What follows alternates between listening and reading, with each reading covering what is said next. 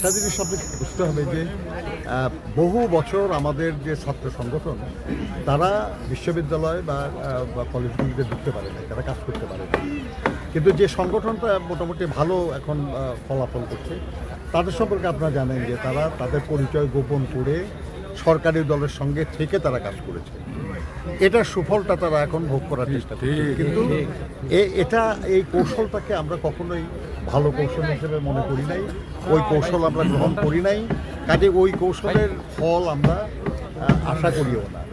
তবে আমরা এটা নিশ্চয়ই আশা করি যে আমাদের রাজনৈতিক দল হিসেবে আমাদের যে কার্যক্রম, আমাদের যে তৎপরতা, আমাদের যে ভবিষ্যৎ কর্মপ্রণালী, তার উপর অনেক কিছুই নির্ভর করে।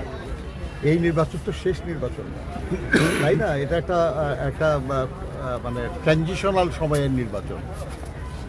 যখন একটা স্থিতিশীল অবস্থা আসবে আমরা মনে করি যে তখন আমাদের দেশের ছাত্রছাত্রীরা তারা তাদের যে ভাবনা, তাদের যে আধুনিক চিন্তা, এগুলো দিয়ে তারা সিদ্ধান্ত নিতে পারে। ব্যাপারটা হচ্ছে যে সব ভালো কাজের শত্রু থাকে, সব ভালো উদ্যোগের বিরোধিতা থাকে। কাজেই এটা অস্বাভাবিক কিছু না। আমাদের শহীদ হাদির ঘটনাটাও এরই অংশ, যে যারাই দেশের জন্য, দেশের স্বাধীনতা সার্বভৌমত্বের জন্য এবং দেশের কল্যাণের জন্য কাজ করতে চায় তাদেরও শত্রু থাকে, এবং সে শত্রুরা চেষ্টা করে যাতে এই ভালো কাজের, মঙ্গলময় কাজের গতি থামানো না গেলেও যেন ধীরও করা যায়। কিন্তু আমি বিশ্বাস করি যে দেশের মানুষ তারা আন্দোলন সংগ্রামে পুড়ে খাঁটি সোনা হয়ে গেছে, কাজেই তাদেরকে এসব কোনো অপকর্মের দ্বারা ঠেকায় রাখা সম্ভব হবে না। আপনি নির্বাচন পরিচালনা কমিটির আহ্বায়ক, নির্বাচন নিয়ে ইশতেহার কবে নাগাদ দিতে যাচ্ছেন, সেসব নিয়ে আপনাদের প্রস্তুতি কেমন কি? নির্বাচন পরিচালনার একটা বিষয়, আর ইশতেহারটা একটা রাজনৈতিক ব্যাপার। এটার জন্য আলাদা একটা টিম কাজ করছে। আমার ধারণা খুব শিগগিরই হবে, কিন্তু এটা নির্বাচন পরিচালনা কমিটির। নির্বাচন পরিচালনা কমিটির সদস্য হিসেবে কোনো ধরনের প্রতিবন্ধকতার মুখে আপনারা পড়ছেন কিনা, এই অর্থে যে অনেক বিদ্রোহী প্রার্থী এখনো রয়ে গেছে আপনাদের দলের, তাদের বিষয়ে কোনো? আবার বলি আপনাকে যে আমরা নির্বাচন পরিচালনা কমিটিতে যারা কাজ করছি তারা মূলত নির্বাচনের যে কর্মকাণ্ড, সেই কর্মকাণ্ড পরিচালনার দায়িত্ব। দলের মধ্যে যারা দলের সিদ্ধান্তের বাইরে যারা প্রার্থী হয়েছে সেটাকে দেখা, সে ব্যাপারে ব্যবস্থা নেওয়ার দায়িত্ব কিন্তু দলের, নির্বাচন পরিচালনা কমিটি না।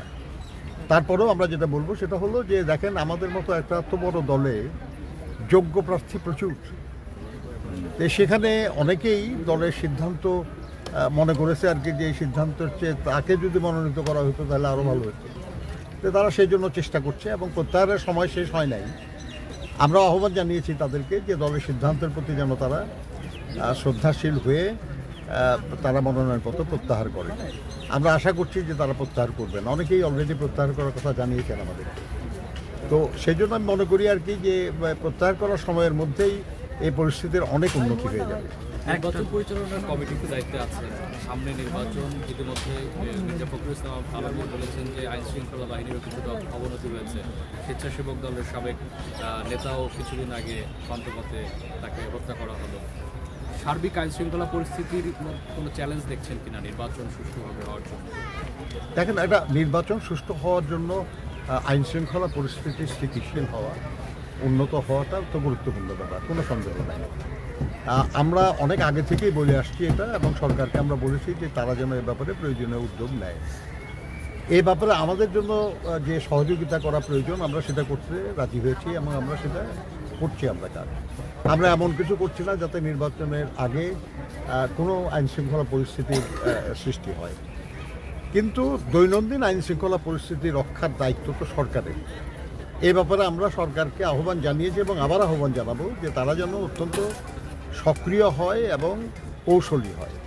মনে রাখতে হবে আর কি যে যারা নির্বাচনটা এই সময় হোক চায় না, কিংবা যারা নির্বাচনের মাধ্যমে দেশে গণতন্ত্র উত্তরণ ঘটুক এটা চায় না, কিংবা যারা বাংলাদেশেরই একটা স্থিতিশীলতার বিপক্ষে, তারা তো সবাই চেষ্টা করবেই তারা আর কি নানান রকমের ঘটনা ঘটিয়ে একটা অস্থিতিশীল অবস্থার সৃষ্টি করা। কিন্তু আমরা ধারণা করি আর কি যে সরকার প্রয়োজনীয় উদ্যোগ নেবে এবং আইন শৃঙ্খলা পরিস্থিতির উন্নতি হবে। আরেকটা বিষয় জানতে চাচ্ছি, সামাজিক যোগাযোগ মাধ্যমে একটি বিষয় নিয়ে আলোচনা হচ্ছে